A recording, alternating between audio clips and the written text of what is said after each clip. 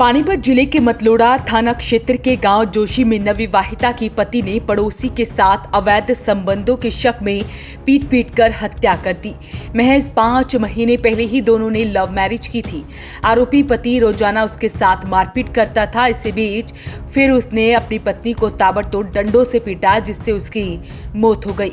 वारदात की सूचना मिलने पर मायका पक्ष वाले मौके पर पहुंचे पिता ने मामले की शिकायत पुलिस को दी। पुलिस ने शिकायत के आधार पर हत्या का केस दर्ज कर लिया है और शव का पोस्टमार्टम करवाया जा रहा है। परिजनों ने बताया कि आरोपी अक्सर पत्नी पर शक करता था, इसी को लेकर वो उसे पीटता था। उसे कई बार समझाया भी जा चुका था। तस्वीरें आपको पानीपत के सिविल अस्पताल की दिखा रहे हैं, जहां पर मृतक गुड़िया का पूरा परिवार यहां पर मौजूद है। उन्होंने बताया कि किस तरह से दोनों ने लव मैरिज की। उसके बाद जो है उसका पति उस पर शक करने लगा, जिसके कारण वो अक्सर उसे पीटता था और उसकी पीट कर हत्या कर दी। एक बार सुनिए परिवार ने क्या कुछ बताया। गांव हमारा सम्मसपुर है, जनपद शामली है। सुनोली कमरा लिया था हमने। हमारे चाचा की लड़की रहती है यहाँ पे, उसने कमरा दिलवाया तो कमरे में हम रहने लगे जी। वो ठंड बैठने लगे, मेरी बहन भी और लड़की भी।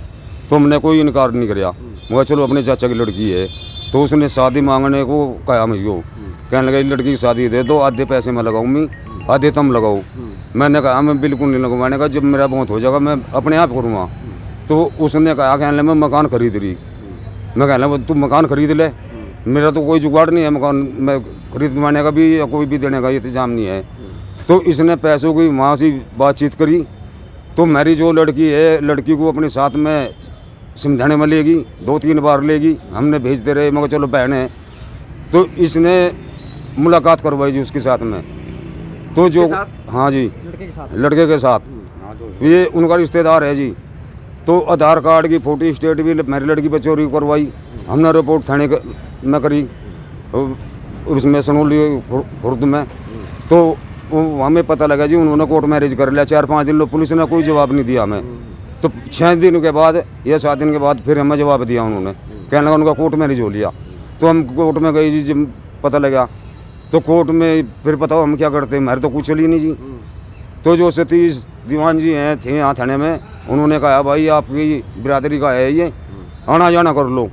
फिर भी हमने पता करा, फ़ोन कर रहे, हमारा फ़ोन नहीं उठाया बिल्कुल भी, न उसने उठाया। और जो मेरे चाचा की लड़की थी उन्होंने कहती जब मैंने ये काम करवा दिया, जो तुम्हें करवाना करवा दिया, मेरा कुछ नहीं बिगाड़ सकते तुम। अच्छा, मतलब आप फिर शादी से आप खुश थे इसके बाद?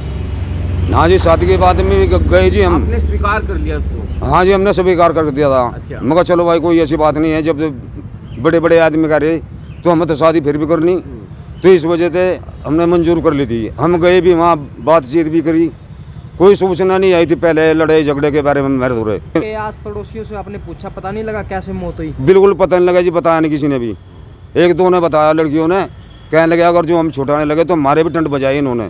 तो पिता ने बड़े आरोप लगाए हैं। परिवार का कहना है कि पति उसे अक्सर जो है परेशान करता था, उसके साथ मारपीट करता था। उसे शक था कि पड़ोस में ही रहने वाले युवक के साथ उसके अवैध संबंध है, जिसके चलते वो अक्सर उसके साथ मारपीट करता था और आखिर में वही हुआ, उसने उसकी पीट कर हत्या ही कर दी। कितने दिन पहले शादी की थी इन्होंने? 16 तारीख 9वां महीना 2024 में। अच्छा, अब क्या रहा फिर उसके बाद?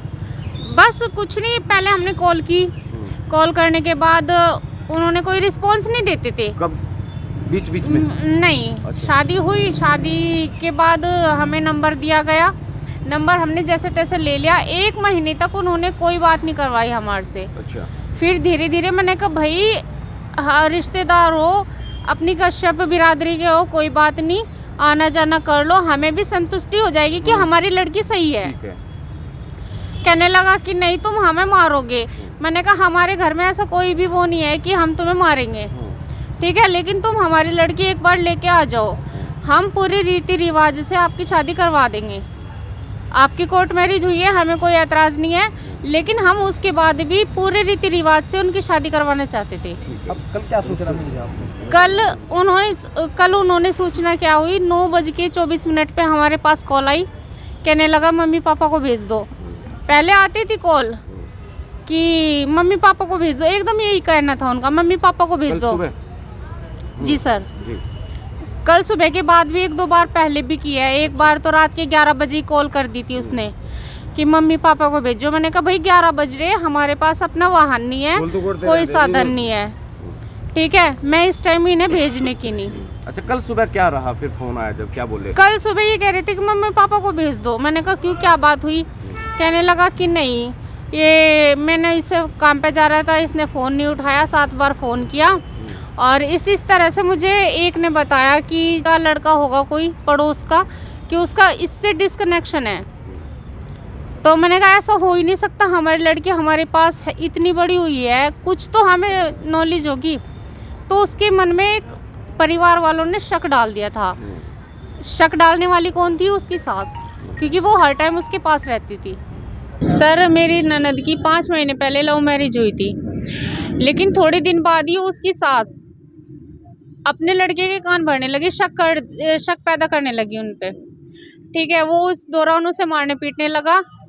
मारने पीटने के दौरान कल अब हमें पता चला कि कल उसकी ज़्यादा मार मार के उसकी हत्या कर दी।